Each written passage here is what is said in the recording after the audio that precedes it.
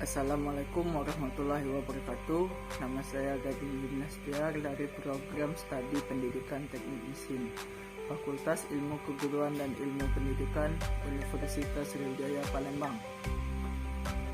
Di kesempatan kali ini saya akan membuat video untuk menjawab beberapa persoalan yang diberikan oleh Bapak dosen pengangku Bapak Elfahmi Kurniawan SPD MPDT.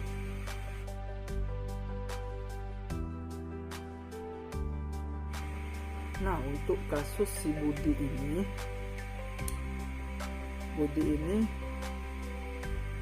lebih berminat ke jurusan komunikasi dibandingkan dengan sekolah yang ia pilih sekarang ini, yaitu sekolah SMK. Menurut saya sebagai pendidik atau pengajar, saya memberikan saran kepada siswa yang seperti Budi ini untuk terus melanjutkan saja sekolahnya atau melanjutkan saja belajarnya di SMK walaupun itu bukan minat dan bakat Budi. Jikapun memang Budi masih bersikeras untuk melanjutkan atau sangat berminat kepada jurusan komunikasi, mungkin Budi bisa saja mengambil les atau mencari beasiswa dan melanjutkan ke perguruan tinggi negeri sesuai jurusan yang ia ingin. Nah, yang kita ketahui zaman sekarang kita bisa mendapatkan ilmu dari mana saja, tidak hanya dari sekolah formal. Kita juga bisa mendapatkan ilmu dari media sosial seperti Instagram, YouTube, Facebook, dan lain sebagainya. Nah, Budi bisa memanfaatkan itu semua untuk mencari informasi atau ilmu-ilmu yang berkaitan dengan jurusan komunikasi yang Budi inginkan. Tapi Budi tidak boleh meninggalkan kewajibannya untuk bersekolah atau belajar di SMK tersebut. Budi bisa saja belajar otodidak atau mungkin mengambil bimbel online, mengambil beasiswa yang seperti saya sudah katakan tadi, agar Budi tidak kecewa dan lebih mendapatkan peluang besar untuk sukses walaupun ini dia bersekolah di sekolah SMK yang dimana sekolah SMK itu tidak sesuai dengan minat dan bakat Budi. Mungkin itu saja untuk persoalan ini. Selanjutnya soal kedua.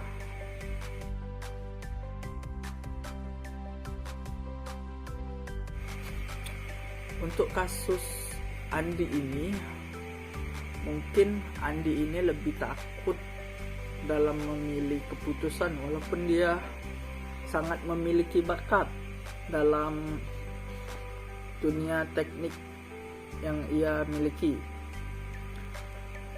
Nah, mungkin ada beberapa cara yang akan saya sampaikan untuk menghilangkan rasa takut memilih jalan atau mengambil keputusan, yang dimana rasa tersebut atau sifat tersebut harus kita hapus secara perlahan, karena sifat tersebut dapat menghalangi karir kita di masa depan.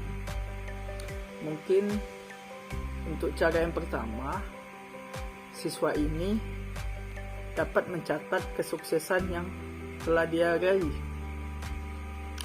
Biasanya orang seperti ini takut untuk mengambil keputusan dikarenakan masih kepikiran atau dibayangi oleh kegagalan masa lalunya. Sebelum mengambil keputusan, pikiran negatif seperti inilah yang jelas harus ditinggalkan. Daripada terus terpatok untuk pada pengalaman buruk, ada baiknya mulai mengingat pencapaian-pencapaian masa lalu. Jika perlu, dicatat kesuksesan yang telah diraih untuk menginginkan bahwa kadang keputusan yang dibuat juga bisa berakhir dengan baik. Nah, mungkin cara selanjutnya, jangan membatasi diri dan membuang rasa takut yang ada pada dalam diri. Rasa kurang percaya diri atau kurang pede ini saat mengambil keputusan juga sering terjadi pada orang-orang yang masih membatasi atau mengurangi kemampuan yang mereka secara maksimal. Hal ini perlu menjadi refleksi pribadi atau patokan pribadi untuk bisa melibatkan kelebihan yang ada pada dalam diri Andi tersebut. Nah, untuk cara selanjutnya, mungkin Andi ini pernah mengalami kesalahan pada masa lalunya.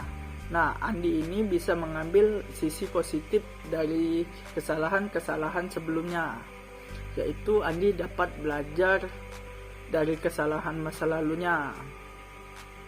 Membuat masalah di masa lalu itu hal yang wajar sebenarnya. Nah, kesalahan di masa lalu seharusnya tidak dijadikan sebagai trauma saat mengambil keputusan baru. Kesalahan di masa lalu seharusnya bisa memberikan pelajaran saat membuat keputusan baru. Jadi si Andi ini belajar agar bisa menjadi diri atau personal yang lebih baik lagi.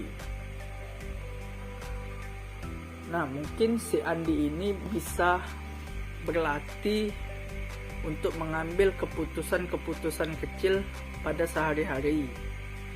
Nah, mungkin itu juga bisa membantu menghilangkan trauma atau ketakutan untuk mengambil keputusan pada diri. Nah, untuk cara yang kelima,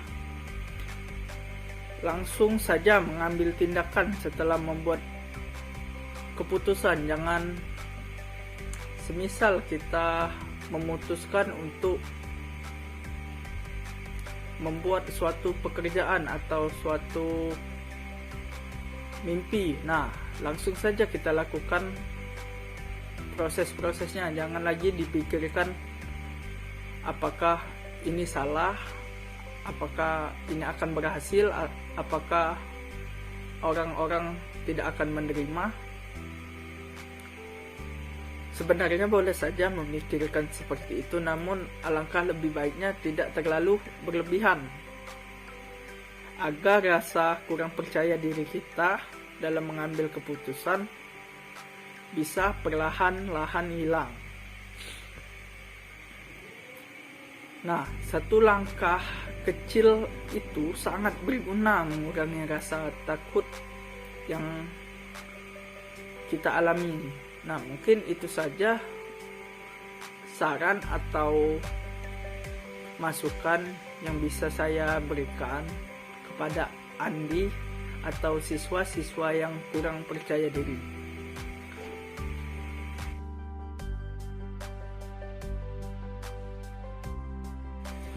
Nah, untuk masalah pembelajaran daring ini yang dimana di soal di atas banyak masalah yang dihadapi. Contohnya pembelajaran yang terkesan monoton atau tidak menyenangkan atau membosankan dalam pembelajaran daring. Mungkin guru atau tenaga pendidik dapat menggunakan metode belajar yang sesuai agar peserta didik tersebut tidak merasa bosan.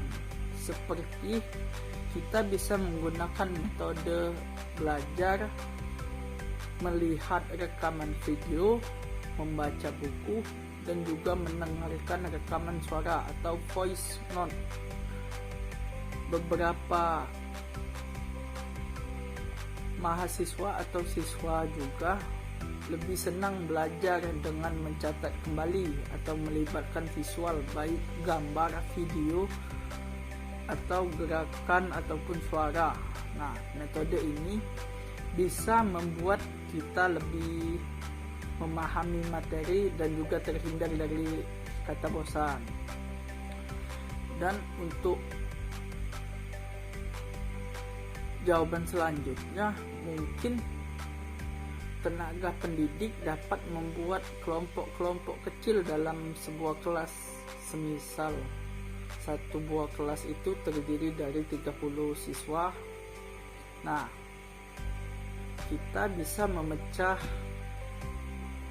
satu kelas itu menjadi 6 bagian yang terdiri dari 5 siswa, agar siswa-siswa tersebut tidak merasa bosan dan agar bisa lebih bekerja sama dengan teman-temannya, walaupun itu melalui komunikasi secara online, tetapi diharapkan bisa saling membantu, bisa membangkitkan mood serta motivasi belajar yang kita harapkan. Nah, jadi kita juga bisa menjaga kesehatan mental agar tidak stres, tidak bosan melakukan pembelajaran daring seperti saat ini.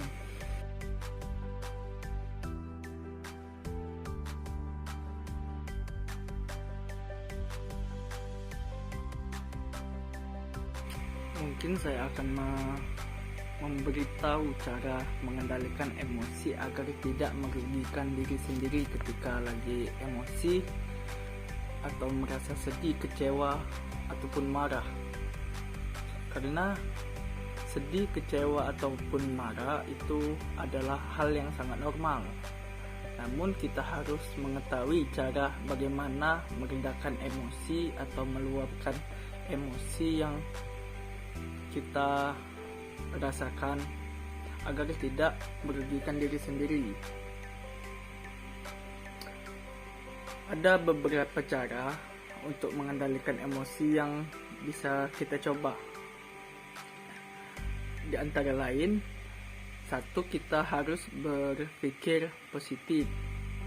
Mungkin memang susah untuk mengubah situasi buruk yang menimpa kita, namun kita bisa merubah sudut pandang atau pemikiran kita untuk melihat situasi tersebut menjadi lebih positif atau mengambil sisi positifnya.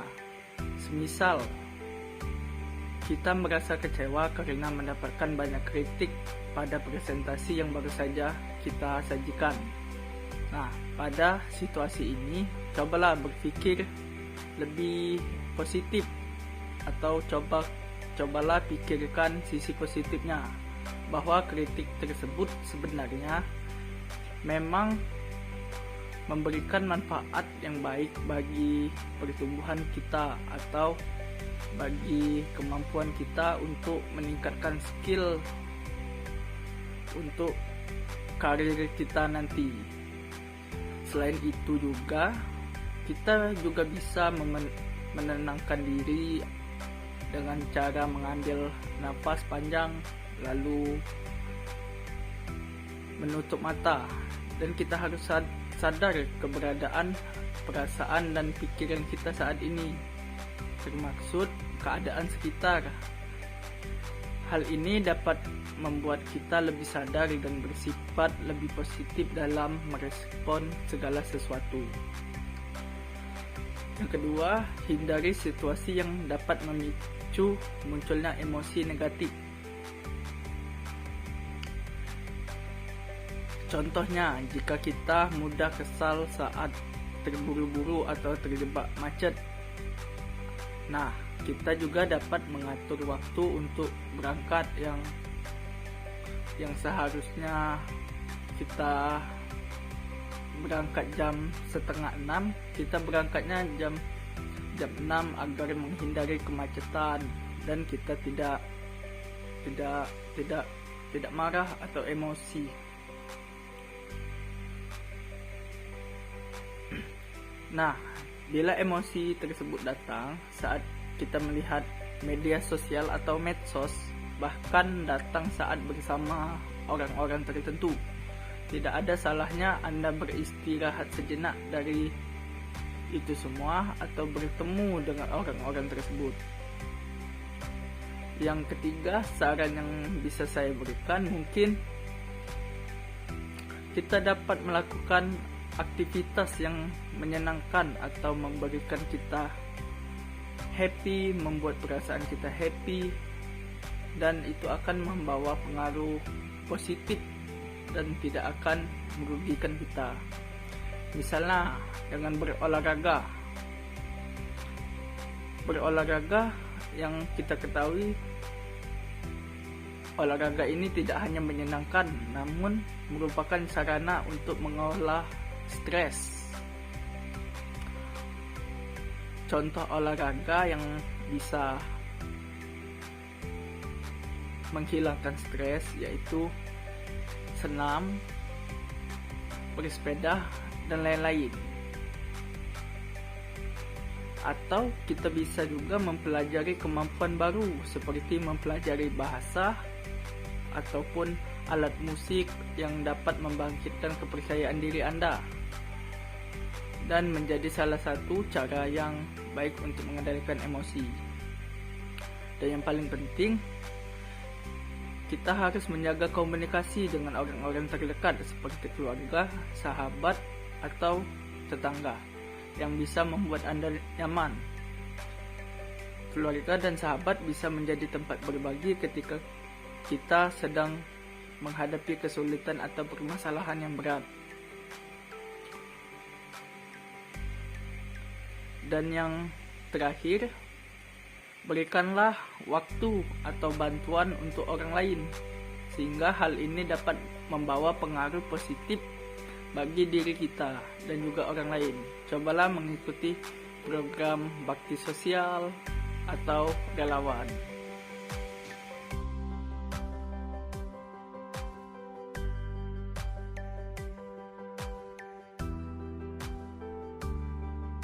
Kata-kata motivasi yang memberikan saya semangat dalam menjalani kehidupan yaitu hidup hanya sekali dan jangan sampai menua tanpa arti. Jadi maksudnya di sini kehidupan kita hanya sekali dan tidak dapat diulang lagi atau kita tidak dapat memutar waktu. Nah, jadi di sini kita harus berusaha semaksimal mungkin untuk menggapai semua keinginan kita dan jangan pernah berhenti untuk mencoba. Jangan pernah takut untuk membuat kesalahan, karena yang saya takutkan nanti ketika saya tua atau ketika saya sudah tidak ada tenaga untuk berbuat apa-apa lagi, saya menyesal karena saya tidak melakukan apa yang saya impi-impikan sejak dulu. Jadi saya berusaha agar terus bergerak atau terus mencari jalan untuk meraih kesuksesan atau mencari kebahagiaan agar saya nantinya di saat usia tua atau saya sudah tidak mempunyai kesempatan lagi, saya tidak menyesal karena saya dulu sudah melakukan semua yang saya inginkan. Mungkin itu saja. yang saya ketahui. Maaf jika ada salah kata, saya mohon maaf kepada Allah, saya mohon ampun. Wabillahi taufiq wal hidayah. Wassalamualaikum warahmatullahi wabarakatuh.